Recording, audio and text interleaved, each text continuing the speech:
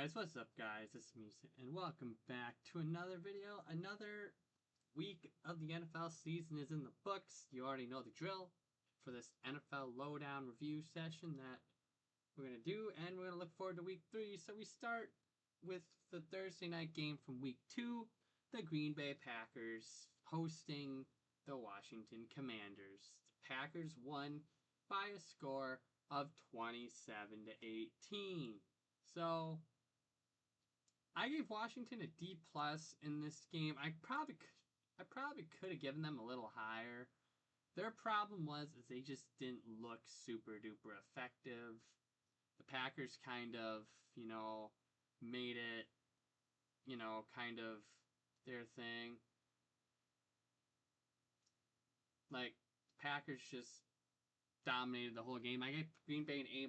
The only reason I gave them an A- and not an A is because their offense kind of, in a way, stagnated, or had like 2 stagnated drives that didn't amount to anything, but they still destroyed Washington. That score wasn't close. Green Bay moves to 2-0. Washington moves to 1-1. Cleveland and Baltimore. Joe Flacco's return to Baltimore as Cleveland starter. Baltimore wins 41-17. Cleveland, I give a D. I didn't get a chance to watch this game. It was actually competitive in the first half, but then the Browns just sold the game in the second half, and they wound up obviously getting destroyed. Joe Flacco didn't look good. Like I said, I really didn't get a full chance to watch this game. In hindsight, it's probably for the best that I didn't, because, like we said, Cleveland didn't do well. Baltimore, I'm giving an A- just for the fact that they allowed the game to be so close early on, but it didn't matter. Baltimore came in and absolutely shredded Cleveland. Baltimore moves to 1-1. Cleveland 0-2. Jacksonville and Cincinnati. Jacksonville, I give a B. Cincinnati won 31-27. Cincinnati, I give a B+. Cincinnati, though, lost Joe Burrow for about 3 months with a turf toe injury, so... But even then, Jake Browning didn't do the greatest, but they still got the win, which I do factor into their grade. Their grade does go a little higher if they win, even if they didn't necessarily play the greatest. There's a multitude of factors that I'll explain later. So, yeah.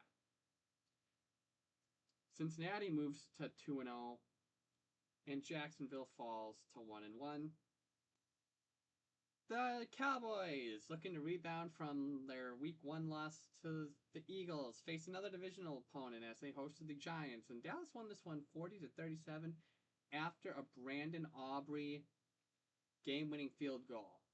The Giants, I give a C+ because they were actually competitive offensively in this game. Russell Wilson had 454 yards, 3 touchdown passes. The defense just gave up 40 points. Dallas gets a B- because their defense, same thing, they gave up 37 points. But Dak Prescott played a phenomenal game. Dallas moves to 1-1. The Giants fall to 0-2. Then Ben Johnson returned to Detroit as Chicago's head coach, and it didn't go well. The Lions defeated the Bears 52-21. This game was close for like 2 minutes, and then it got off the rails. Chicago, I give an F-. They didn't look good at all. Roma Dunze played great. Caleb Williams didn't. The defense didn't play great. And they fall to 0-2.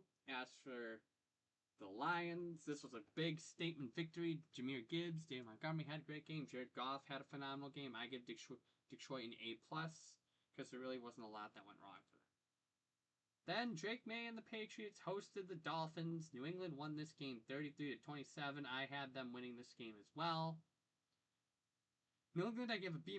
Drake May looked better. The offense just looked better. Defense could have been a little better, but they got the job done. Miami gets an F. Same thing. Tua didn't play the greatest. That offense just stagnated. Jalen Waddle got hurt. He might miss some time. Not looking good. Then the 49ers went to New Orleans to host the Saints. Or went to New Orleans to play the Saints. San Francisco won 26-21. Not much to say. So I gave San Francisco a B- and New Orleans a C- for keeping it competitive. Then we had the reigning MVP. Then we had the reigning MVP Josh Allen and the Buffalo Bills heading to the Meadowlands to play the New York Jets. And Buffalo took this one 30-10. I give Buffalo an A. Everything that could have went right for Buffalo. Josh Allen played great. James Cook had a solid game. And the Jets really didn't play all too great. Justin Fields went down with a concussion. He's supposed to miss week 3. So Tyrod Taylor slides in. The Jets just didn't play well. We'll see if Aaron Glenn makes it out. Buffalo moves to 2-0. And the Jets fall to 0-2. Aaron Rodgers and the Steelers hosted Sam Darnold and the Seahawks. And Seattle wins this 31-17. Seattle gets a B. Special teams played great. They had a nice recovery after Caleb Johnson had a terrible fumble, which led to a Seattle score. So Rodgers didn't play the greatest. Sam Darnold didn't play great, but they still got the job done. So Seattle is 1-1, and Pittsburgh is also 1-1. Then they had the Rams, who went to Tennessee. The Rams won 33-19. The Rams get a B+ grade. Stafford played all right. The offense did its job. Defense also did its job. Tennessee gets a D+. I mean, Cam Ward looked better than he did in week 1, but still not great. I don't think Brian Callahan makes it out of the season. Tennessee moves to 0-2. The Rams are 2-0 with 2 early victories against the NFC South. Carolina and Arizona. Arizona won 27-22. Carolina gets a C-. Bryce Young looked terrible. Chuba Hubbard had a decent game. As for Arizona, I didn't watch this game. Not a lot happened. Bo Nix and the Denver Broncos faced Daniel Jones and the Colts. Colts won this one on a game-winning field goal, 29-28.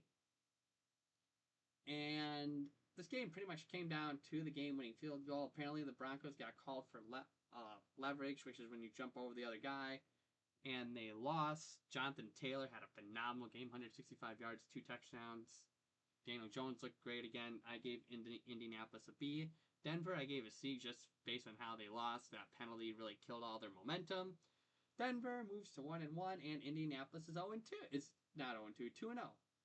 Then we had a Super Bowl rematch. The Eagles and the Chiefs at Arrowhead. The Eagles won 20-17. Philadelphia they didn't play the greatest. This game wasn't all that exciting for being America's Game of the Week, but they did enough to win the game. They had a nice interception that kind of broke the game open.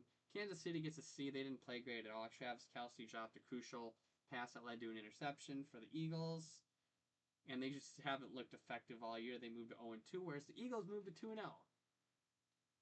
Then Sunday night, it was Michael Penix and the Atlanta Falcons went to Minnesota and demolished them 22-6.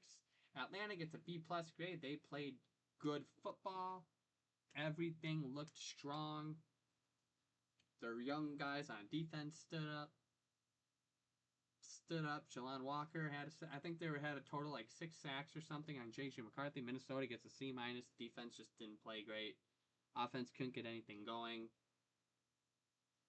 J.J. McCarthy and Aaron Jones are both out for a bit. So then the 2 Monday night games. Tampa Bay beat Houston 2019. They both get B grades. They both played pretty average football. Nothing too great, nothing terrible. Then the Chargers beat the Raiders in Vegas 22-9. The Chargers get a B+. Justin Herbert looked great again, like he always does. This team, obviously, committed to winning. Geno Smith is why I gave the Raiders a D. They just couldn't get anything going on offense. So that concludes another solid week 2, and now we look forward to week 3. We have Miami at Buffalo kicking us off tomorrow night on Thursday Night Football. I got Buffalo winning 33-6. Buffalo is red hot right now. Miami doesn't look good. I think Miami is going to start looking to trade like Tyreek Hill. We'll see if Tua's the answer. I just don't see Miami being competitive against Buffalo with how Miami's played this year. I don't see it. I think James Cook is going to play phenomenal. I think Josh Allen is going to get a rushing touchdown or 2. Atlanta and Carolina, I have Atlanta winning 20-10. Carolina's defense is just, I don't know, it's not great. Bryce Young hasn't looked great through the first 2 weeks of the season. I don't see it really getting any better. And Atlanta, they got Bijan Robinson. I think he's going to run all over Atlanta or Carolina. Green Bay and Cleveland. I have Green Bay winning 27-9. Green Bay's theme this year seems to be 27. That's why I have them there. I think, Micah Parsons gets 3 sacks. I think Jordan Love plays great. Cleveland does have Myles Garrett, so that might be some. So that's going to be a player to watch for Cleveland. I just don't see Cleveland matching up against the Green Bay defense very well. Houston at Jacksonville. This one was a toss-up for me, but I have Houston winning 26-20. I don't know. I think Houston is too good to be 0 to start 0-3. I think Stroud's going to bounce back. I think Nico Collins is going to have a fun game. I think Will Anderson's going to get involved on the action. Andre Lassiter, if he's not out, I thought they said he was out for a bit, but he's slowly emerging as a solid corner. I think he's going to... Kamari Lassiter, I got his name wrong, my bad. So, yeah, Jacksonville, I think Travis Hunter goes off. Not enough to win the game, but I think he goes off.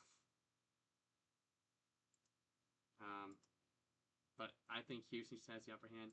Cincinnati at Minnesota, it's the battle of the backup quarterbacks. We'll have Jake Browning versus Carson Wentz. I have Jake Browning coming up on top. The reason being is Jake Browning has played with this crew that he's had before with T. Higgins and Jamar Chase. So I think he's going to be somewhat decent. Defense, I think, is going to shut down Minnesota somewhat. That secondary is still a little scary. But you still got to remember, they still do got Trey Hendrickson on that defense. So, I think it's possible. As for Minnesota, they're missing Aaron Jones, who they put on the IR, and J.J. McCarthy's supposed to be out a few weeks. So, I just think Carson Wentz still has to adapt and learn with these guys. So, I don't see them walking away victorious. Then Rodgers and the Steelers and Drake May and the Patriots. I got the Steelers winning 24-13. I think Rodgers has a fun game. I think DK Metcalf plays solid. That defense, I think, does enough to shut down Drake May and that offense because they still do got TJ Watt and Nick Herbig and Patrick Queen on that defense. That secondary, I think, is going to step up big this week. As for New England, Drake May, I think, has a touchdown pass. And I don't think they get much else going. I think Matt Collins gets a touchdown. Christian Gonzalez, I think, has a big game. Carlton Davis, too. Then we move to Philadelphia and the Rams from Lincoln Financial Field. And I actually have the Rams winning. No! Alright, we're back. Things crashed yesterday, so I couldn't finish part 1, so we're doing part 2 today. So, where did I last went over? I had the Rams beating the Eagles. Then we head to Tampa. There'll be Tyrod Taylor and the Jets versus Baker Mayfield and the Bucks. I have Tampa Bay winning 30-13. I don't think this game's going to be very close. I think Tampa starts 3-0 again. They're just going to be demolishing. Indy at Tennessee. Like I said, I have Indy going 3-0. I don't really see anything from them. It's going to be kind of a blowout. Danny Dimes has been phenomenal.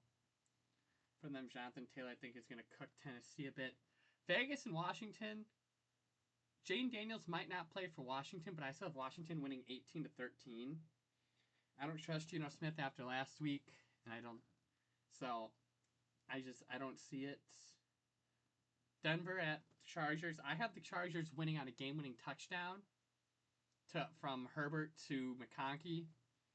I think both defenses are gonna let up some points because these are two really good teams in the AFC West. So it's my thing. Then we go to Seattle, New Orleans. I have Seattle winning this game 28-3. I just don't see I think Sam Darnold and Co are just going to blow them out. Kenneth Walker, I think, will have a game. Cooper Kupp, I think, gets a touchdown. My hot take is Devin Witherspoon gets a pick 6. I think Spencer Rattler is going to be humbled in this game. So yeah. Dallas at Chicago. I have Dallas winning 24-17. I don't trust Chicago anymore after last week's showing. I don't trust them. I think Dak Prescott and the offense are gonna have fun. Are gonna have fun with Chicago, even though they lost Micah Parsons. I still think Dallas wins this game. But I think Chicago will be somewhat competitive in it. Arizona at San Francisco. I have Mac Jones. If Mac Jones is playing, I still have. If Mac Jones is playing and starting, then I have Arizona winning 20-17. If it's Brock Purdy, right now I have San Francisco 20-17. I just feel like, San Francisco has a lot of offensive tools, so that's kind of why I have them where they are, and why I have them winning, because Christian McCaffrey. Kansas City and the Giants. And this score might be a hot take, but I got the Chiefs winning 35-27.